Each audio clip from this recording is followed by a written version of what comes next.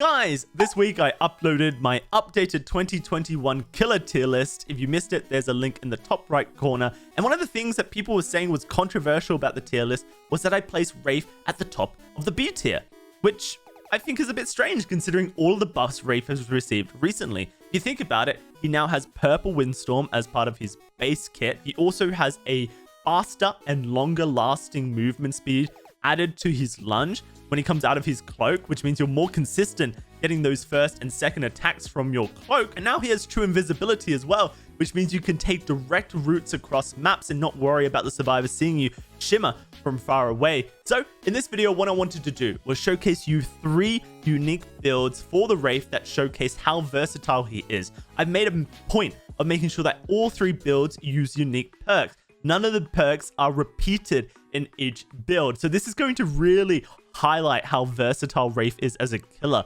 And there's timestamps in below if you'd like to just skip ahead and see what all the builds are about. Also, this week, I'm bringing back the best build series for Wraith. We're going to update his best build for 2021. So if you want to see what that's all about, make sure you hit the subscribe button and turn on notification bells so you do not miss an upload. And if this video helps you out with Wraith, hit the thumbs up button. It really helps me out a lot. I appreciate you guys. Enjoy the video. Alrighty guys, so this is a build that someone recommended to me when I was doing my dumb builds video. Check the top right corner if you want to go check that out. This build is not very dumb. It's actually kind of 200 IQ. We run Agitation with Star Truck. Very classic combo. When we pick up a survivor, everyone in our terror radius gets exposed for 30 seconds. We're also bringing Distressing, which increases our terror radius size even more so. And since we're Wraith, we don't have a terror radius unless we're chasing survivors, so it won't matter much. We then have Thrilling Tremors to find survivors who are a little bit further away. And then we've got All-Seeing Blood, which shows us survivors whilst cloaked within 12 meters. And Swift Hunt, which will allow us to uncloak a little bit quicker. Gonna take us to Dead Dog Saloon. Just kind of showcase how strong this build can be. Alright guys, here we go. This is basically Speedrunner Wraith, and we'll see how well we can play it here. Clock starts now. And we're going to try and find that first survivor. I probably should have brought Discordance if I was going for like a world record speedrun attempt on this map. But we do find Yunjin and a second survivor pretty quickly. It's Jeff. And Jeff has made a mistake of looping incorrectly. So we're going to go for that immediate hit onto him. Let's see if we can catch up to him instantly as well. Going straight for that recloak. Is he doubling back? He is. Perfect. That's perfect. Dead hard potential. There it is. And that's him down on the floor. Amazing stuff. So a quick down, 30 seconds for the first down, not bad. Now looking for the survivors. Thrilling Tremors is already expired, which means the survivor was on that gen over there. So we're going to use the... What do we call this? Oh, no, wait, sorry. Thrilling Tremors is I've got my perks mixed up. There's a survivor over on this gen is what I meant to say. Where are you at? Have you already doubled back for the rescue? That would be insane if you did. It must be hiding back here. Hello, hello, hello. Well, we got Feng here. Nancy even. Was she affected? She was. That's starstruck on her. Now, I don't think this is going to be any speedrun world record attempt here. You know, that's just not going to be the case. But we've done a pretty good job so far of getting pressure onto the survivors. I'm going to move this Yunjin closer to the... Sorry, not Yunjin. This Nancy closer to the center of the map. And we'll go find Yunjin in the... oh, she's not even hiding. Perfect. That's what we need. And that's uncloaked nice and quickly. Oh, dear.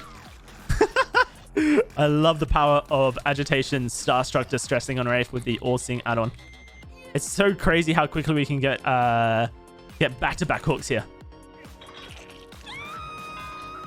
Looks like Nancy's going to have to sit up on that gen up there because it's too risky to come down. Yep, see, she's just sticking it. I say Nancy, I mean Nia. Jeff finishes his gen afar. Nia's still on the gen there. She's hopped off it now. Is it a little bit too late to get the rescue? Yeah, she's in a bit of trouble here. With the uncloak add-on, I should get the hit at the window, I think. No, she dead hards. Let's just break this open. They're going to go for the rescue Jeff here.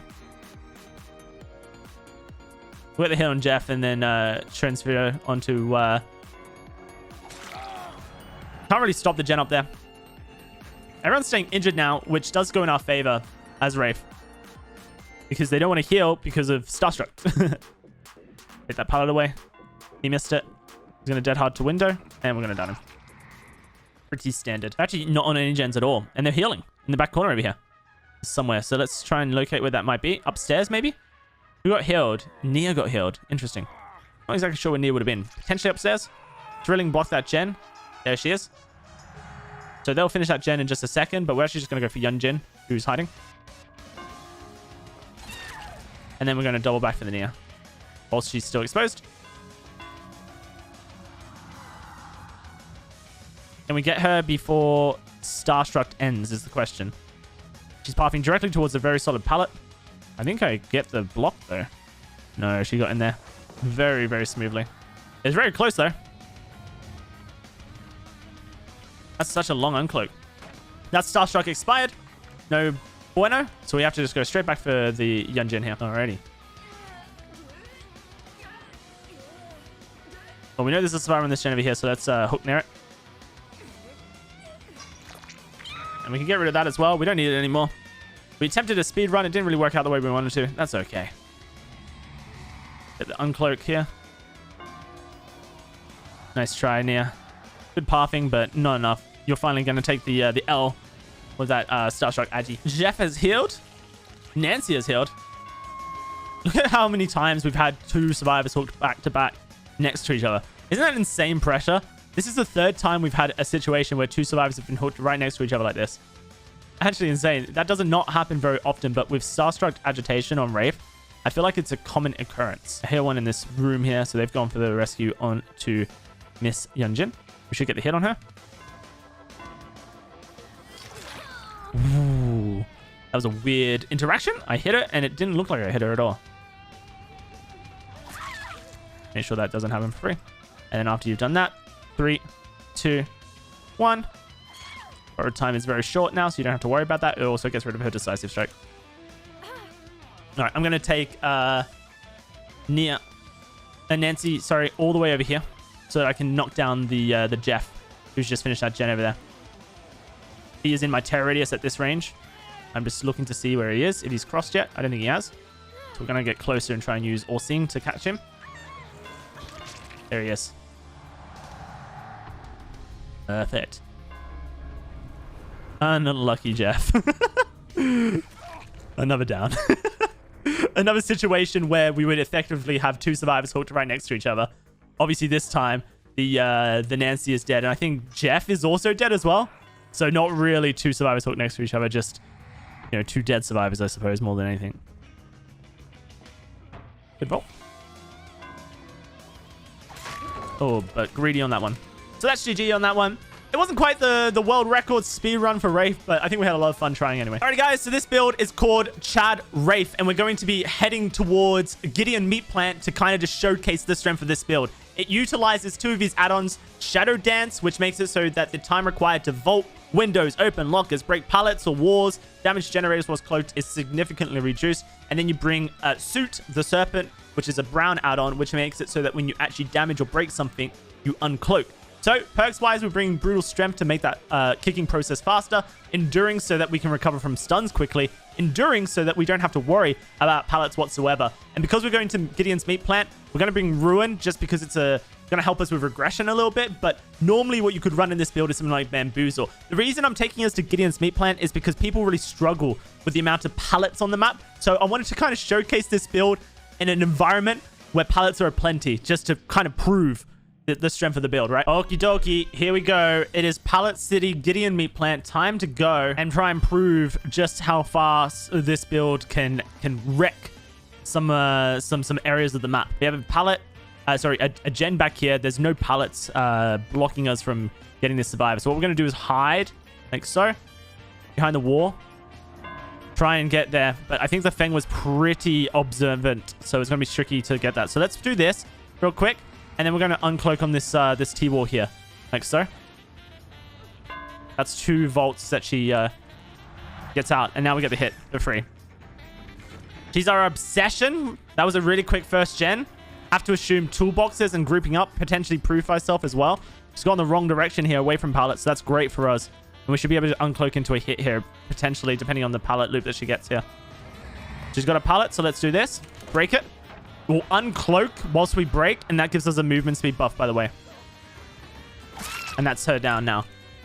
So you don't break the pallet unless you're cloaked, and you cloak before breaking the pallet to get the movement speed after breaking it. Hey, Yui, how you doing? Nice to see you.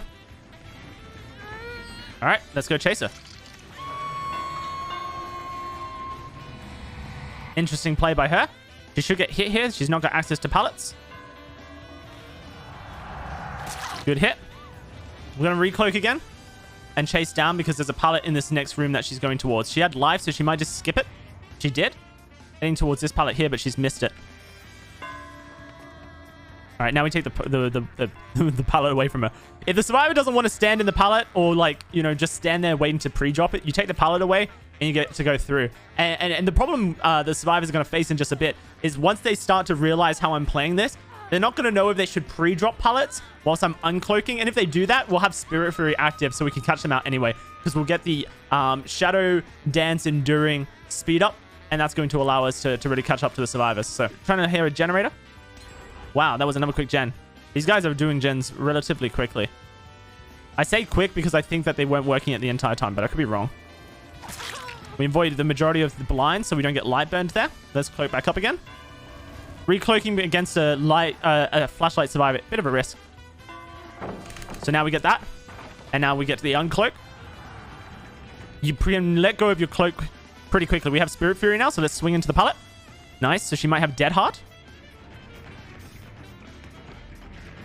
We don't have to swing here because we're close enough. There's the Dead Heart. Perfect. Chad Wraith, don't give an F about your pallets, Nancy. Let's put you on a hook. I need to find where the survivors are. We don't have any aura reading in this build, which does hurt our, I suppose, you know, understanding of where to be at different times. We should get this uncloak pretty quickly. And into the pallet hit. If she wants to drop the pallet, she's in trouble. We take the pallet away from her here. She has to dead hard up a staircase to get away from us. Maybe she dead hards there. Let's do this. She might come back for the blind. She did not. Interesting. Can she reach a pallet in the center of the map? Yeah, she can. Do it again. Now we have Spirit Fury, so we don't need to worry too much about pallets anymore. We've already achieved our goal. Sounds like she's cutting to the left, but I could be wrong. She ran a straight line. Let's swing into the pallet, get that Spirit Fury, and she's already dead-hearted, so she is out. Bangs on this gen, I would assume. Same plan. Just push it to the T-wall. It's easier to control, I feel. She's trying to play it different, but we'll get the uncloak here and should get the hit.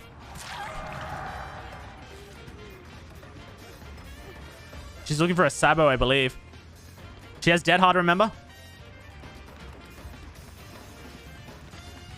Should have used her Dead Hard. That was greedy of her. All right, let's get this Kate. Oh, Kate got picked up real quick. All three of them are there. That's fine. So instead of worrying about them, let's get to the basement before they come to drop this pallet on our back.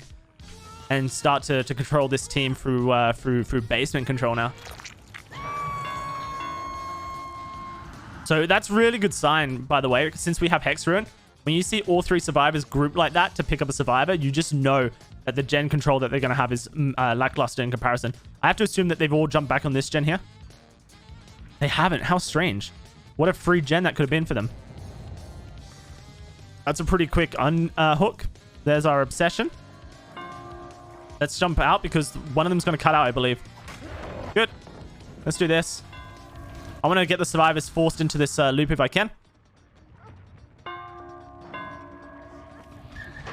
That's a DS, I suppose. Let's do this real quick.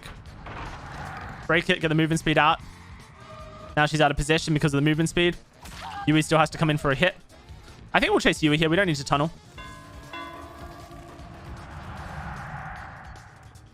She has a god pallet around the corner here. To the right, but we should be able to get there in time. Unless she dead hards it, right? Nope, no dead hard. Perfect. So what's that now? 5 hooks? Doing great. And it hasn't really felt like the pallets have been that much of a burden for us so far. There's a pallet here, so let's get inside it. If they both tried to light burn me, I think they would have got that, by the way. We have Spirit Fury. Is she going to insta-drop? No, she's trying to use a dead hard here. That's the stun.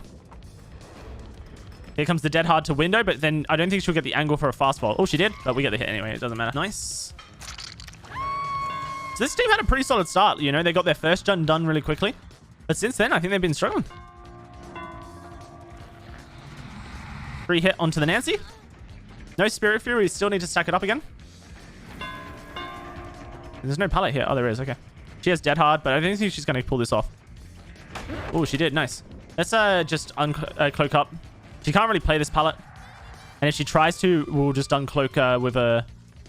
She should have gone for the... she makes this? No. She does not make this. All right. We need Spirit Fury stacking, so let's go get that pallet break now. There's that gen they've been struggling to get. These guys must be healing in the corner. Yes, sir. That's a dead end for Feng, so let's cut her off as quickly as we can. Amazing. There's no pallet back here, and she has dead hard, but I don't think she's going to be able to reach anything with her dead hard. She's trying to make the window with her dead hard. I think that's a smart play. But yeah, we had that distance figured out, definitely. Kate is upstairs, so she could come from that staircase, so let's turn around and make sure we don't give that to her. And let's walk upstairs and hook this Feng. So we've got a hook here. That works just as good, really. You notice that I'm not breaking a lot of breakable walls on this map. Most breakable walls on this map are actually go in your favor. So I would leave them alone most of the time. We get this... No, we don't. That's fine. So let's recloak. Break this pallet real quick. Hook down because we don't need to worry about that. Get the hit as she's dropping so she gets staggered. I think I can recloak here. I have Spirit Fury. Just need to make sure that we avoid a burn here. And I think her flashlight might be out of power now. So I need to worry about that. Fake! And that's her dead harding into oblivion. Going for the big 12 hooks here, I think, on this map. I'm not quite there. I think I need to hook Yui one more time before I can get 12 hooks.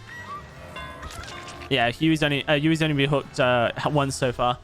So currently at 9 hooks, right? I think. That's Kate. I guess we'll just go after Kate. She did that too late. Beautiful.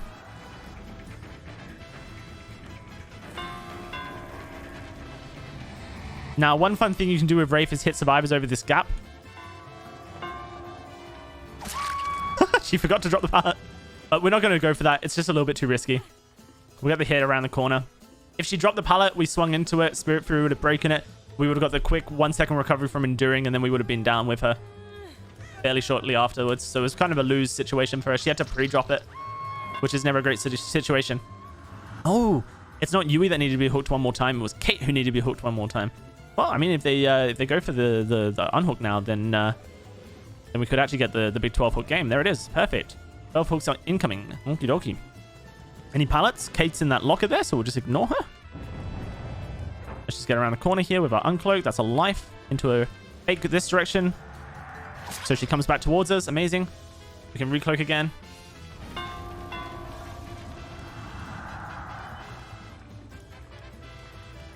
Where are you going? I'm going to block the pallet.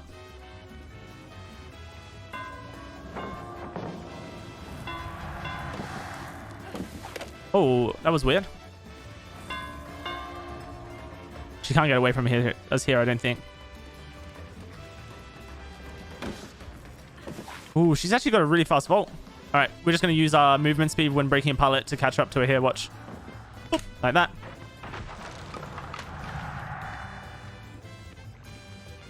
Instant dropping every pallet she comes to. Makes sense as well. If she wraps back around, we will have to cloak up. Think so.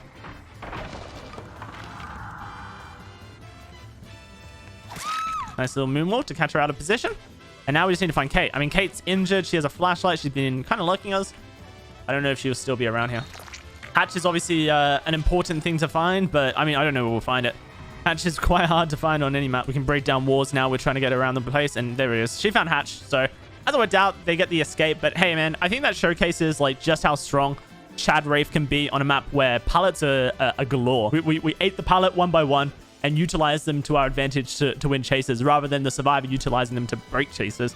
It's kind of cool. We get to reverse the script a little bit. Alright guys, so the idea of this build is it's essentially just like a hit and run play style with Wraith. We're bringing Nurse's Calling with Sloppy Butcher, which is going to allow us to potentially keep the survivors injured for longer, and Nurse's Calling will allow us to find them healing out of position. Thanatophobia will help us out if they do decide to stay injured. We'll get that gen speed action regression. And then Save the Rest for Last allows us to switch targets nice and quickly. You just bring it for the value when you can have it. Outside of that, add-ons wise, we bring Swift Hunt, which makes it so that we uncloak quicker, and Blink White, which makes it so that we cloak quicker, which will help with the hit and run playstyle. Okie dokie, Wrecker's Yard on Orderhaven. It's an interesting map, very easy to get from A to B. The generators can be, you know, kind of tightly packed, but very easy to break up 3 gens if you're playing the survivor. And there's usually fairly good, like, routes to pallets as well. So it'll be interesting to see how this one plays out. This survivor decided to hug, so we'll get the hit on them. Who's our obsession? Claudie. Okay, so Claudie is our obsession. We're going to cloak up nice and quick. Going to move into the pallet here. I suspect she's just going to drop this, but maybe she goes for the vault.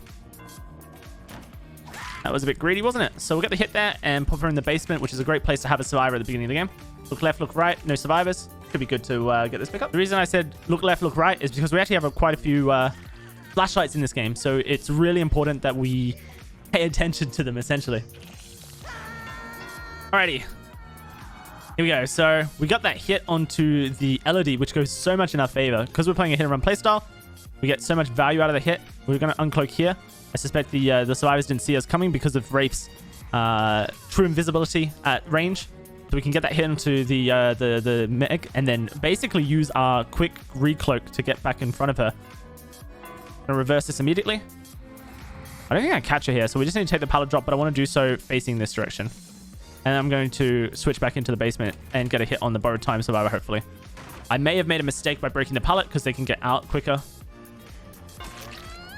That's our obsession, taking a body block. Smart of her. Good of her. Right thing to do. Here's Elodie. We do lose a couple stacks, so Save the Rest for Last. It's not the issue.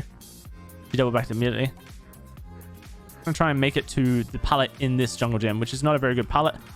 She's not got the fast vault there. That's just a random dead hard. Elodie, that was just not the play, hun. Look around, no flashlights, so we're doing great. Everyone's injured, so the hit and run playstyle is working perfectly. We've got 3 stacks to Save the Rest for Last, which is, I guess, not really doing much for us now that everyone's staying injured. It's going to do more for us if the survivors decide to heal up, which they might do eventually. I suspect Meg is on this gen, and she is. Perfect. So we get a hit here for free. She doesn't make the pallet, I don't believe. Love that. That will be Claudette in front of us, I suspect. So we need to watch out for the flashlight. Oh, it's Zarina, even better. And that's Claudette back there, who has doubled back towards the rescue. So no point worrying about her. Let's just get these 2 on a hook. Okie dokie. And this hit and run playstyle is working really effectively because the survivors are staying injured.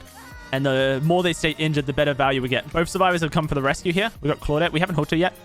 We can go for this. We got a quick uncloak, so she's not going to get us. Watch the dead hard. Amazing. Played as predictably as one could. So she can go on a hook, and we won't have to worry too much about losing our stacks to Save the Rest for Last. Save the Rest for Last becomes even more valuable if the survivors start healing in this build. It's kind of an insurance that if the survivors do start healing, we've got a way to deal with them. That's a free pallet. We'll take that. And we're actually just going to go immediately for this unhook here. Zarina might have dead hard. She does, but she has misplayed that massively. And because she went for the unhook, she doesn't have decisive strike. I'm going to make sure I pick up with the right side. Oh, damn. I didn't think she was going to make it cross that right side. I purposely wanted the right side of my screen to be where the Claudette could get the rescue from. But she read that perfectly and went straight for the rescue. So good on Claudie. All right, she's back on this gen, I believe. No, that's actually Elodie. Ellie's going to have to run a straight line to the pallet over here. That's fine. She'll get that. Let's give this a kick. She really struggled to get that flash light blind, so I think she's in trouble now because of that. Amazing. Someone's here. Not exactly sure. Did they run towards the gen? They did. Is it Claudette? No, it's Meg. Oh, you're running towards the pallet? I didn't see her switch sides. She played that really well. A bit worried about this pallet and the Claudette.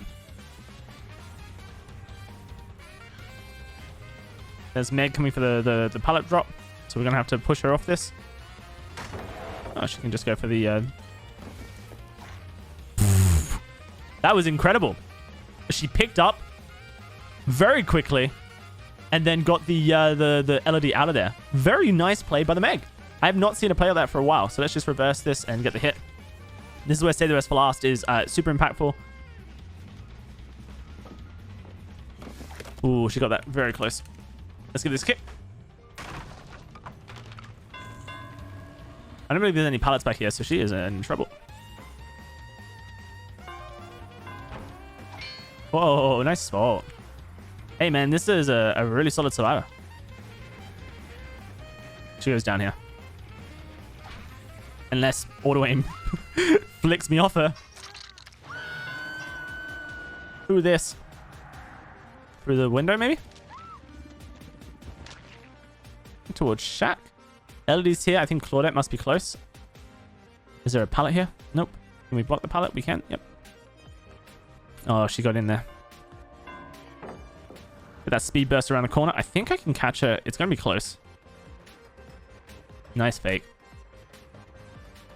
I think she was fine to vault there. I think it's one of those things that if you vault, you're fine. If you don't vault, you're fine as well. It's a very safe pallet. All right, instead of chasing a survivor like this around the map, we're going to go straight back for these survivors who jump straight on the gen. Let's avoid that beamer so that we can get the oh wow, it reset the light burn. She didn't have it, and then it basically reset it. That's cool. Get a hit on this LED. We're actually at max stacks now. That's a free Shack pallet. And there's a survivor back on this gen here, so let's go and say hello to them. Hey.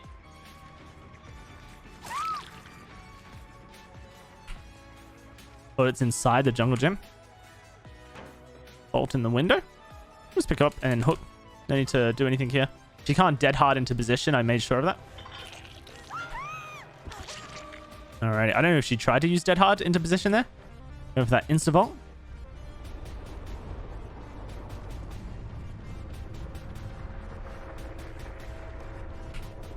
Nice play.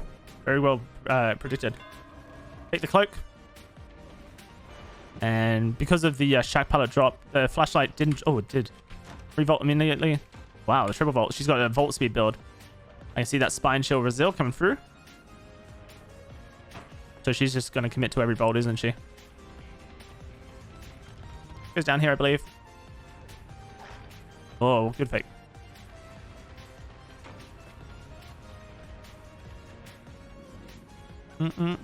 She could have taken the window there. Sorry, not the window. The pallet with vault speed, I think. And LED's been working that gen over towards the Shack. We walked past it twice, but because this is like, you know, 2 survivors remaining, and there's thanatophobia, there is no reason whatsoever for us to even care about this this generator. Let's not get light burn for free.